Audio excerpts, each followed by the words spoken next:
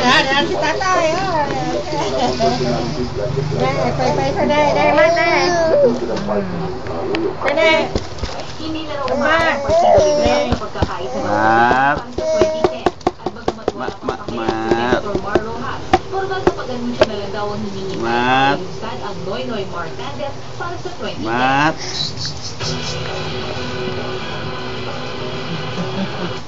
Angkos na.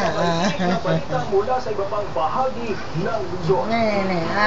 Ikabayo na. Marami sa pagdatras sa Senator Mar Rojas, taliwas ito sa naramdaman ng ilang politiko sa Santiago City, Isabela. Hindi na rin ikinagulat ang pasya ni Senator Noynoy Aquino na tumakbo bilang Pangulo ng Bansa. Nalulungkot naman ang ilang konsehal sa pagpaparaan ni Senator Mar Rojas. Pinuri naman ng ibang konsehal ang Partido Liberal.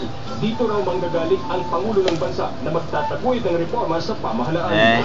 Naggalat ang mga dilaw na laso sa ilang bahagi ng ikalawang distrito ng Quezon. Ito ay bilang pagpapakita ng suporta ng Akbayan Party List sa deklarasyon ni Senador Noynoy Aquino na tatakbo siya sa pagkapangulo.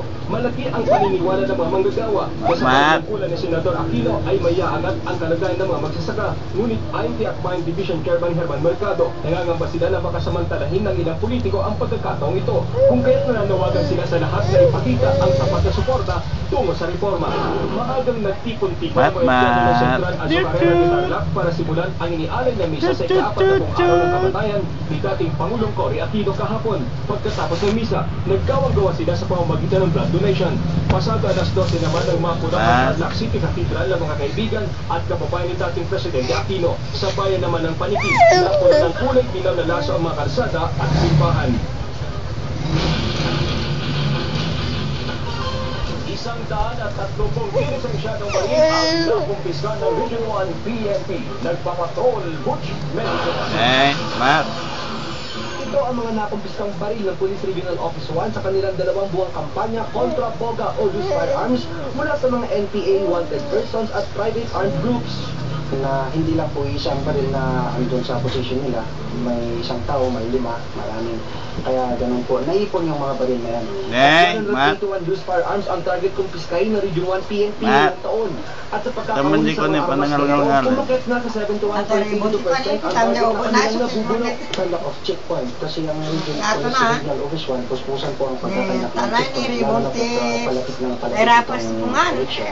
Sa kabuuan na abot ang loose firearms sa buong Region 1, 20,000 dito unregistered o hindi pa nare-renew ang lisensya. Nang simula ng firearm amnesty noong August 1, 125 pa lang sa mga unregistered ang nag-apply ng amnestia. Ay, nakarenew kaya. Ay, nakapag-apply na. Dahil dito patuloy ang paghihikayat ng pulisya sa mga nagmamayari ng unrenewed at unregistered na mga baril.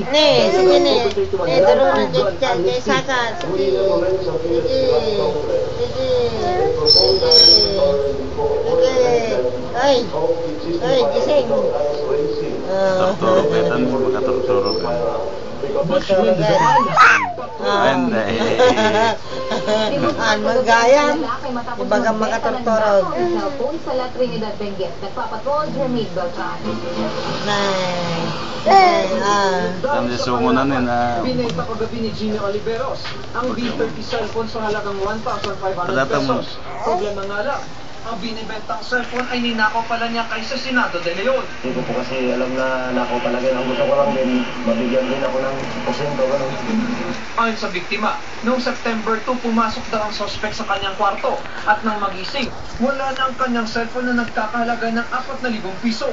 Swerte na lang daw at kagabi nakita niya si Jimmy sa Burnham Park kaya agad itong isinumbo sa pulis. Marami pong nakakita na sa akin, malis na po sila. Hindi ko napakita. Sabi po, bibili lang ng sigarilyo pero hindi ko siya napakita.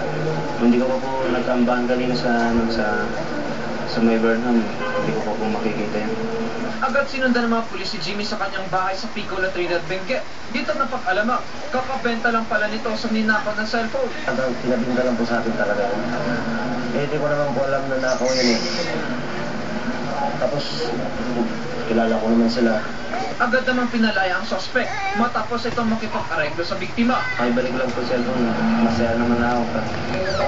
Paano ng otoridad, mag-ingat sa mga pinapapasok sa mga kwarto at kabahayan. Jermaine Beltran, Patrol ng Pilipino. Nabundol kagabi na isang motorsiklo ng isang 15 anyos na lalaki sa Barangay Franco Beach. Nagpaalog ka manan. Nangatubon na Hey, uy! Ng 15 anyos na si Jonathan Wala, Sison nagagatas matapos na. siya mabundol ng motorsiklo sa barangay Trancoville alas 9 kagabi.